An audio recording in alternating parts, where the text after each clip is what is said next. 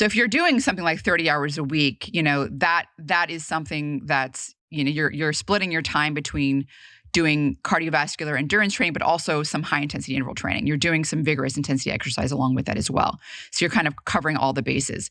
But for people that are not doing such long hours of training, there have been studies that have shown that even people that are meeting the 2.5 hours of moderate intensity exercise, per week, if they're only doing this sort of zone 2 training, where they're not really going into that vigorous zone, a lot of up to 40% of people have a hard time improving their VO2 max. Mm-hmm.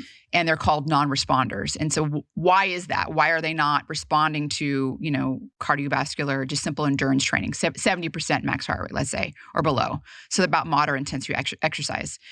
And it's not really known why, but it's thought that the stress isn't great enough to cause the adaptations to allow them to improve their VO2 max. And so when you take those non-responders and then have them engage in vigorous intensity exercise, then they're able to improve their cardiorespiratory fitness.